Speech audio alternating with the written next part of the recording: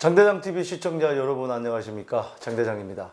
6월 1일, 부동산에 있어서 2021년 6월 1일 중요한 날입니다.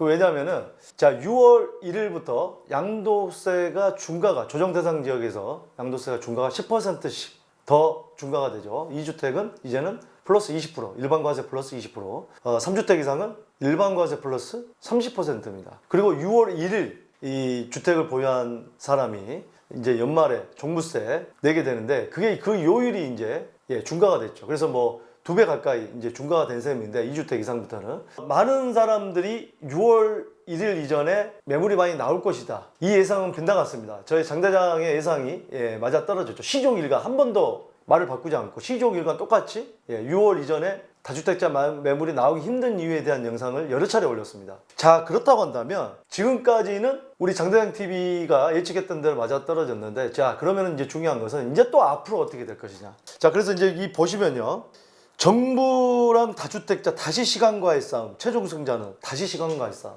자, 기나긴 시간과의 싸움을 해왔죠. 어떤 싸움이었죠? 2018년 4월 1일부터 다주택자 양도세 중과가 시작됐는데, 그때부터 시작해서 정부는 계속해서 다주택자를 압박을 했습니다. 주택임대사업자를 2018 9.23 대책부터 세제 혜택을 줄이기 시작했고, 그 이후로 여러 차례 줄이기 시작했고, 급기야 최근에는 주택임대사업자가 종료가 되면 이제는 아예 주택임대사업자를 없애겠다는 얘기까지 나오고 있습니다. 그러면 이제 결국에 시간과의 싸움입니다. 정부에서는 계속해서 압박을 하는데도 다주택자의 매물이 나오지 않기 때문에 아예 이제는 초강수를 두는 건데, 과연 그러면 이 승자는 누구냐는 거죠. 자, 이 자산시장에는 정권과 맞서지 말라는 격언이 있다. 자, 무슨 얘기냐? 정권이 뭡니까? 정부죠. 정부가 뭡니까? 정책을 만드는 기관이지 않습니까? 정책에 맞서는 이 투자 패턴을 가지면 안 된다 라는 건 꼭 당연한 얘기입니다. 근데 지금 어떻습니까? 많은 분들이 정책의 의도대로 가지 않았죠. 정책의 의도대로 가지 않은 이유는 너무 불합리하다고 생각을 했기 때문입니다.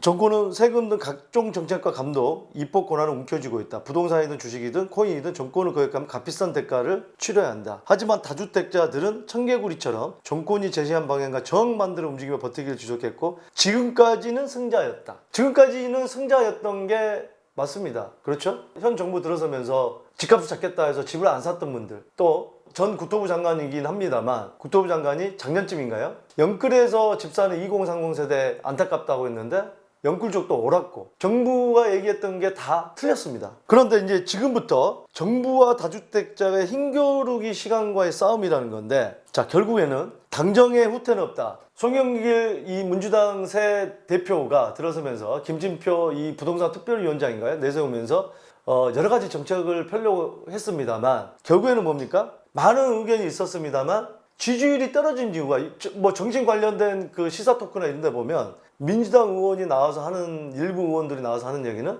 이 지금 왜 다주택자나 이 부동산을 완화책을 쓰느냐, 그것 때문에 민주당의 지지율이 더 떨어지고 있다, 그렇게 해석을 하는 사람도 있고요. 또 어떤 사람은 계속 이게 지금 부동산에 대해서 완화책을 쓰지 않기 때문에 오히려 성남 민심이 돌아서고 있다고 했는데, 결국에는 이 새로운 이 당대표도 기존의 입장을 고수할 수밖에 없는 그런 처지에 지금 놓여 있는 거죠.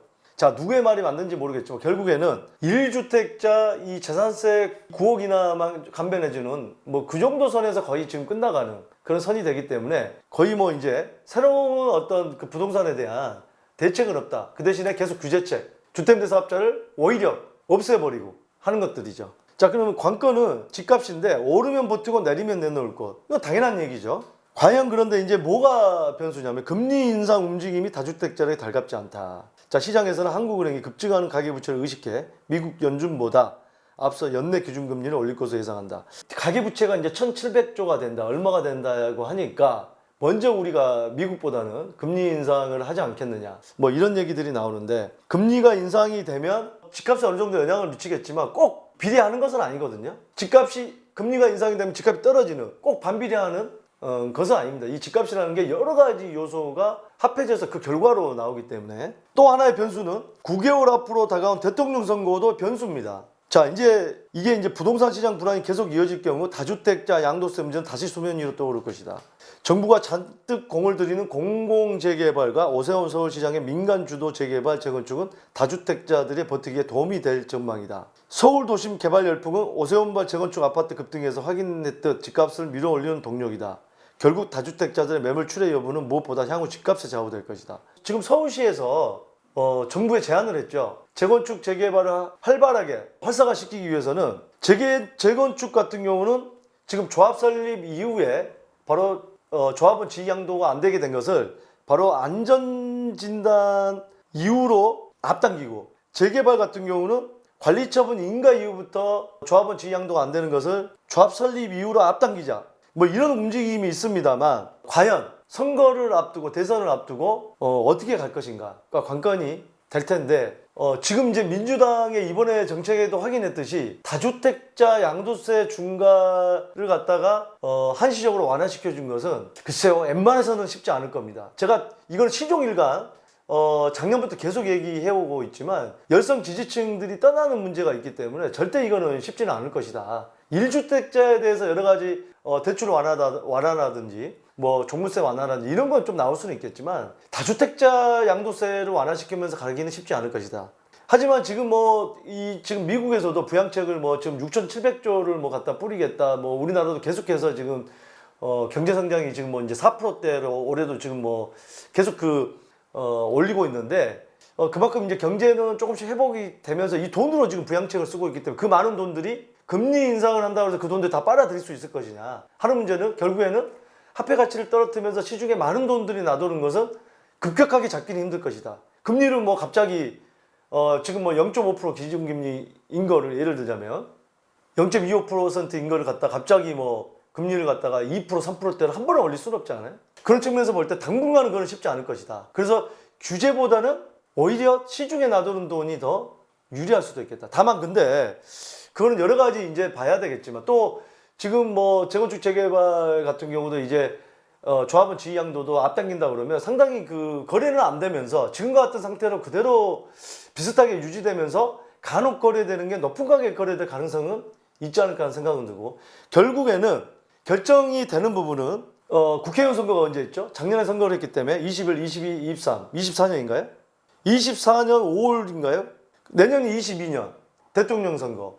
그러면 내년 대통령 선거가 지나면 또 2년만 있으면 국회의원 선거입니다. 근데 지금 현재 서울만 하더라도 웬만한 지역은 이 부동산의 현재 정책 때문에 세금을 많이 내는 시민들이 훨씬 많이 늘었기 때문에 웬만해서는 국회의원, 그 지역구에 바로 이 민심을 갖다가 대변해야 되는 국회의원 입장에서는 서울시만 하더라도 그건 쉽지 않을 것이다. 현재 같은 정책으로 고수하기 위해서는. 그래서 아마 이제 더불어민주당 쪽에서도 국회의원 선거가 오면 그때 가면은 이제 다주택자에 대한 뭔가 완화책이 나오지 않을까 하는 생각이 듭니다. 어쨌든 간에 계속해서 이 정책을 가지고 이제 대선을 앞두고 있기 때문에 많은 여당과 야당에서 서로, 또 지금 야당 지금 한치 앞도 볼 수 없는 게 지금 정치권이거든요. 야당 같은 경우도 이준석 후보가 지금 30대 중반인데 당대표에서 지금 1위를 계속 달리고 있는데, 자, 이런 문제가 이제는 점점 국회의원들을 긴장시키는 문제거든요. 과연 이 민심을 대충 무마시키고 당만 밀어붙여서 될 게 이제는 인물 중심으로 가게 된다고 한다면 그 문제도 한번 많은 국회의원들 생각해 볼 문제가 아닌가 하는 생각이 듭니다. 아마 그런 생각을 할 겁니다. 그렇기 때문에 그런 게 이제 국회의원들의 이 입법을 하는 국회의원들 입장에서 뭔가 정책 변화도 향후에는 이 국회의원 선거가 있기 전부터는 2023년부터는 좀 변화가 있지 않을까 하는 생각이 듭니다. 자, 오늘 어쨌든 간에 지금 현재 정책이 어떻게 될 것인가 하는 초점을 가지고 많은 분들이 지금 고민하고 계실 텐데, 이 영상이 여러분들 결정하는데 어느 정도 도움이 되시길 바라겠습니다. 그리고 지금 해외에 계시는 주재원분도 그렇고 이메일이나 문자로 계속해서 상담이 들어오고 있는데, 여러분들 고민을 해결하는데 최선을 다하도록 하겠습니다. 여러분들의 많은 관심 부탁드리겠습니다. 감사합니다.